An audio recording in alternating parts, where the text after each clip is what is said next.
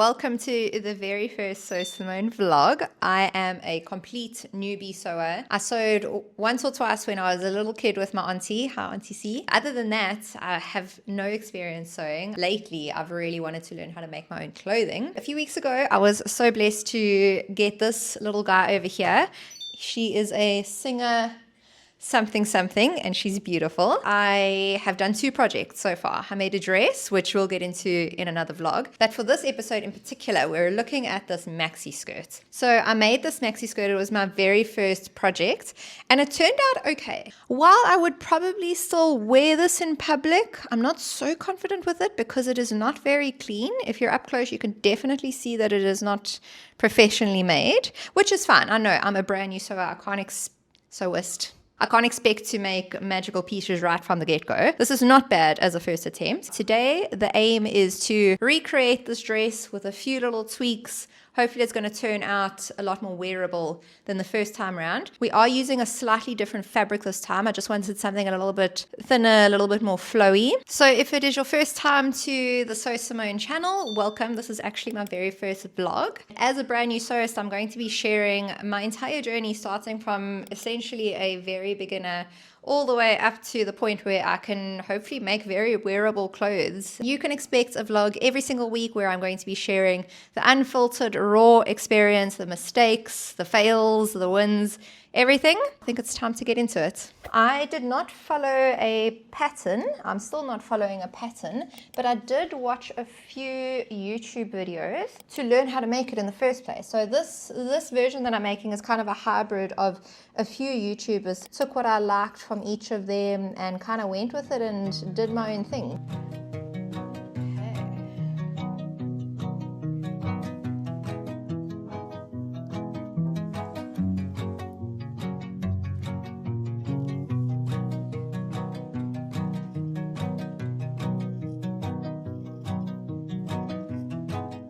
Are you sitting on my pencil, senor? Hey, are you sitting on mom's pencil? Hey, what happened to my pencil? What happened to my pencil?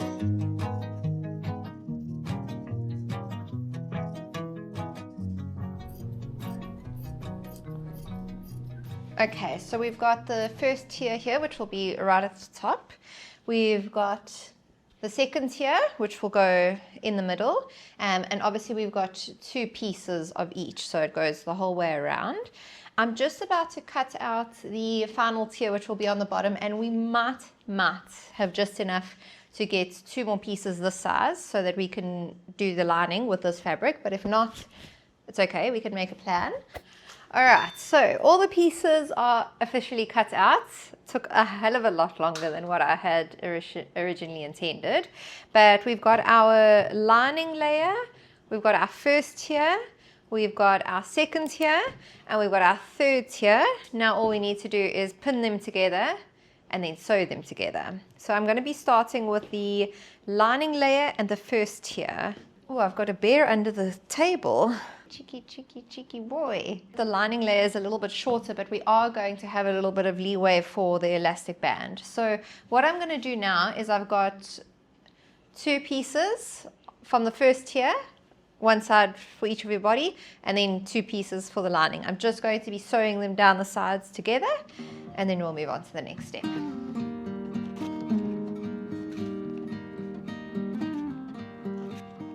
We've got them all pinned up now. I'm going to be doing a straight stitch along the side, and then I'm going to just be doing a zigzag stitch next to it right along the edges just to prevent a bit of fraying here. I don't think that I can do much without a serger, but I'm just going to try a zigzag stitch with this. One thing I keep doing is forgetting to check if my bobbin has thread in it. I can't even tell you how many times I've sewn already and I have no freaking thread in my bobbin.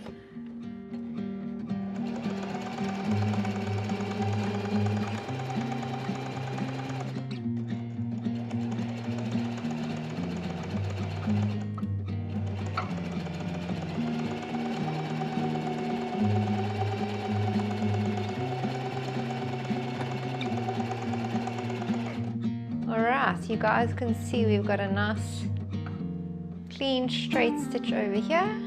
I'm about to do the zigzag stitch just along the edge so that we prevent a bit of fraying.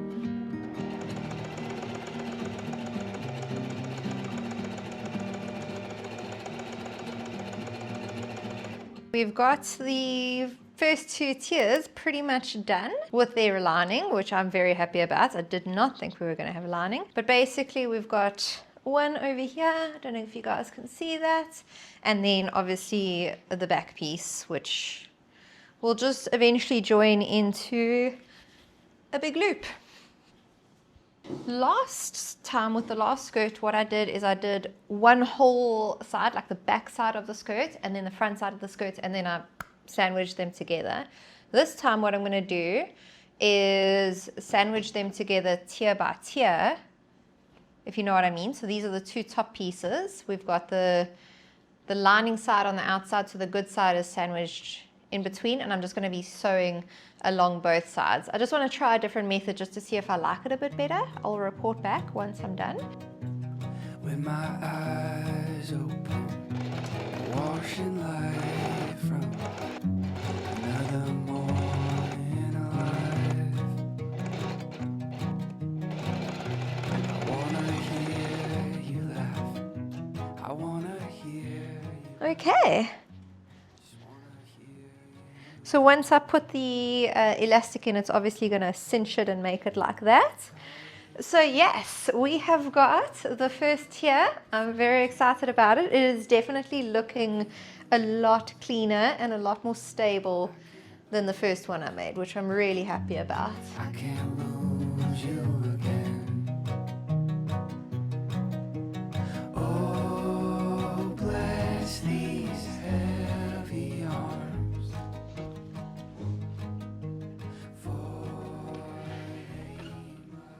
Okay, now we are just sandwiching together the second tier, and then I'm going to do that basting stitch that I was telling you guys about.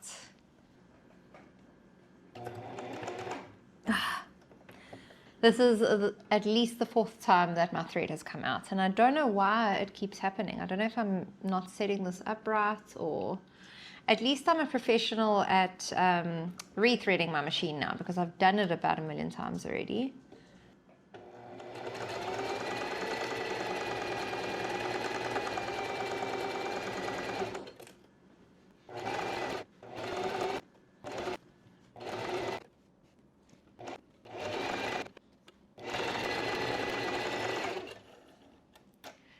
I just realized I was going to put pockets in this version of the skirt.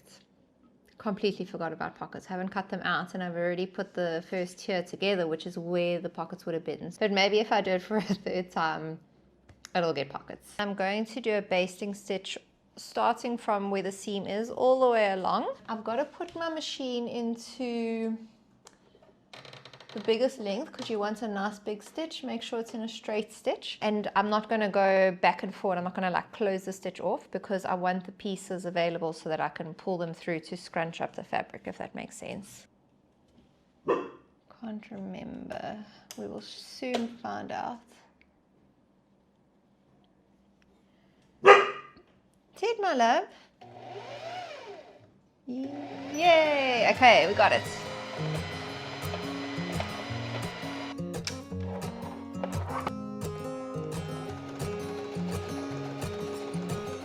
Remember me?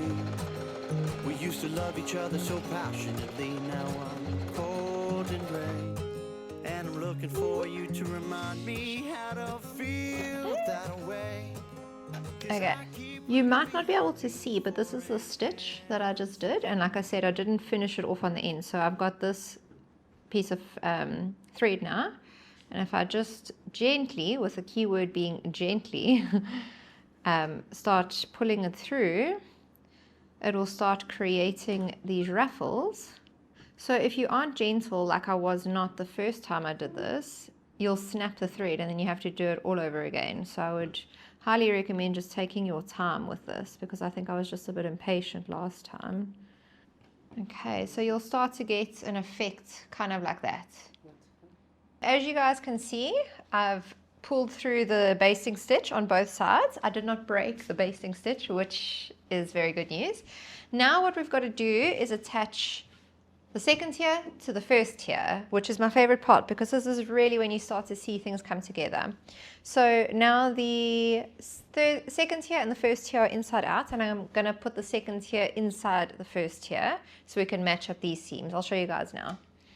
And we are basically just going to be lining up the side seams. I'm going to pop a pin in here. If there is something that I really think I'm going to do soon to make my sewing journey a little bit easier is I'm going to make one of those handy puffs. I don't know what you call them. The things that you put the pins in, the things that every single grandmother has. I need one of those very badly. We've got these sides. It's a bit tough. Okay.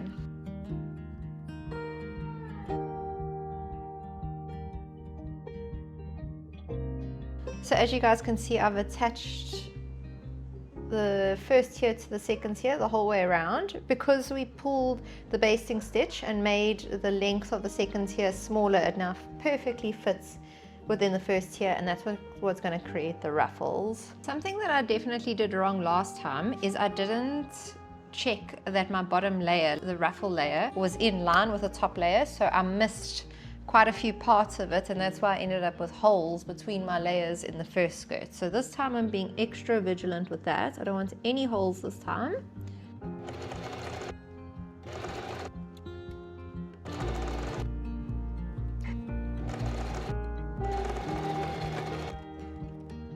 Okay, so I made a bit of a mess. I miscalculated things. The second tier is looking very nice. It's got the nice even ruffles. The sewing went well, but I did it inside out. So I'm gonna have to unpick it all and redo it again. But I just wanna give you an idea of what it should look like. Okay. So you guys can see where we're going with this. Once I put the elastic in, it will also make the top part more ruffled. And then we've got a third tier that will go down. You can see the top tier is in the right way, but the bottom tier is inside out. So yeah, but I think I've had enough for one day. I'm gonna come back tomorrow, start my day with unpicking, put the second tier back on, put the third tier on, put the elastic band in, and do the hem, and then we should have a completed maxi skirt.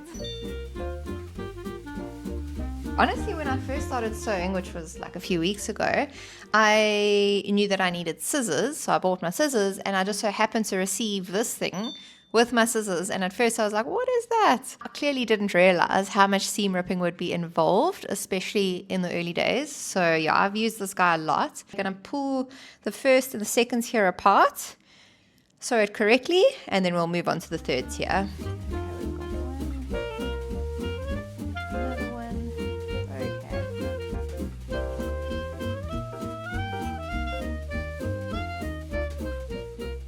What I did last time is I had the first tier and the second tier both inside out. That obviously is not correct. So I've only got the second tier inside out and the first tier is the right way around. So once we sew it together and flip it, they should all be the right way. That's what we would hope for. So I'd say probably the main reason why I started to consume sewing content is because here in, this is a very blunt pin, because here in Mexico, there aren't that many, or at least in the town that we're in, there aren't many shops available. I mean, we've got H&M, we've got Zara, we've got Stradivarius, but in terms of like what my clothing budget is and what my style is, those are kind of the only three options. But I can't tell you how many times I've stepped into those stores and I've either not found anything that suits my body type or that I really love.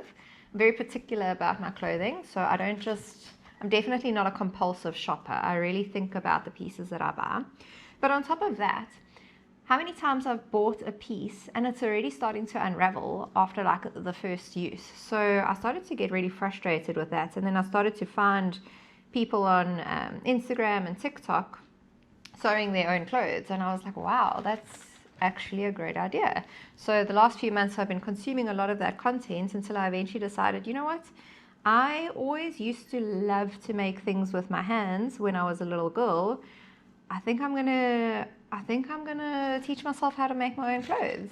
And that is ultimately what inspired me to start this channel, because I really wanted to just share the journey from, you know, zero to the point where I can eventually design and make my own clothes. That would be the ultimate goal. But yeah, so far so good. I'm really enjoying the process so far.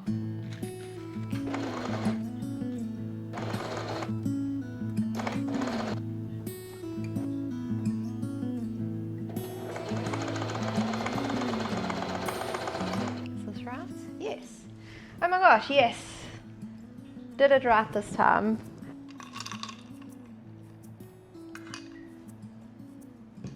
So this is the third and final tier, covered in Ted's hair. I've sewn it and put the zigzag stitch on the end just to finish it off, and I've also put the basting stitch in it now. So all that's left to do is create some ruffles, gently create some ruffles here, and then we'll be adding him on.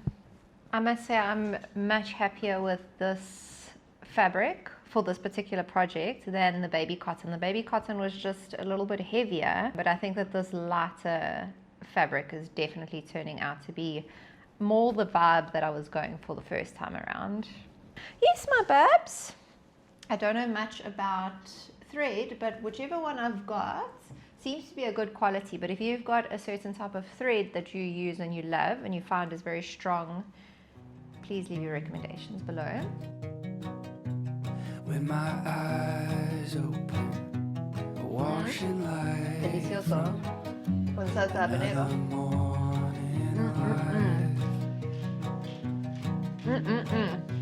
I wanna hear you laugh.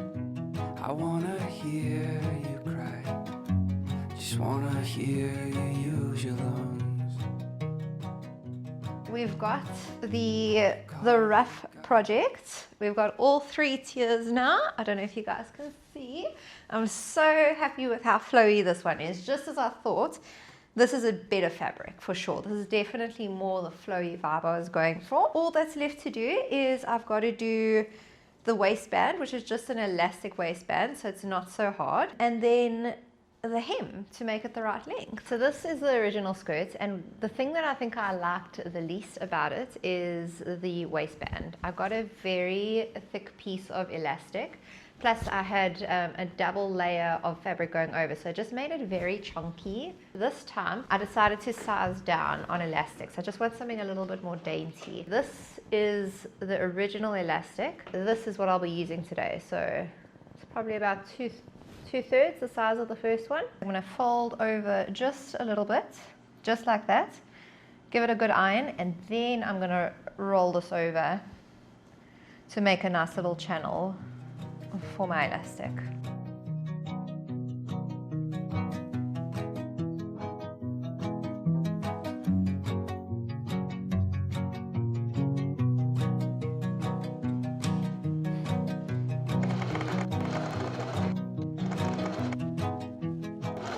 Alright, so the channel has successfully been sewn. It is way cleaner than last time. This time I was able to close off all of the raw edges. It looks so much better. I'll do a direct comparison with the older skirt, but I did just leave this little hole open here so I can now feed the elastic band through.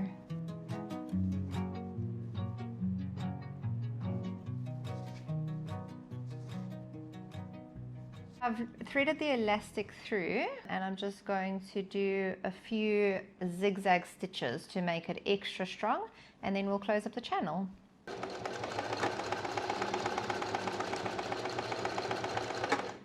We've just got to close this off so the elastic is secured. Just going to do that quickly, and then it's time for the hem, and then I believe we're done, which is super exciting.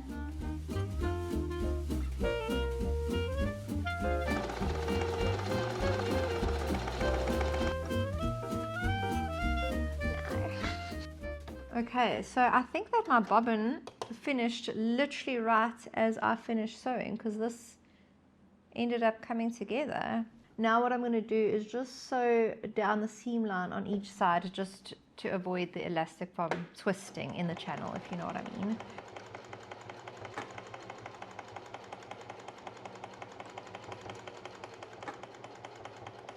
So we've just got a nice neat little seam over here, and it's going to prevent the elastic from twisting within the channel. Okay, my bear, I've got to show the people. The elastic band is now in. The only thing left is to hem it. Obviously it is way too long, it's just dragging on the floor. So my husband is helping me film because right in the middle of filming our freaking tripod broke. Literally I just saw the camera plummeting towards the ground. So luckily the camera is safe, but the tripod is now useless. So now my husband is the tripod. The skirt is finished. I just did the hem, which I didn't film, it was a bit dark, but the hem came out beautifully. I'm so happy with it. So I'm going to just be comparing the first skirt versus this skirt. I'm way happier with this one. Only thing is it didn't come out with pockets because I completely forgot about that, but that is okay. I'm just so happy with the progress. Okay, so this is the first one that I made, my very first project. This is the one that was in the baby cotton.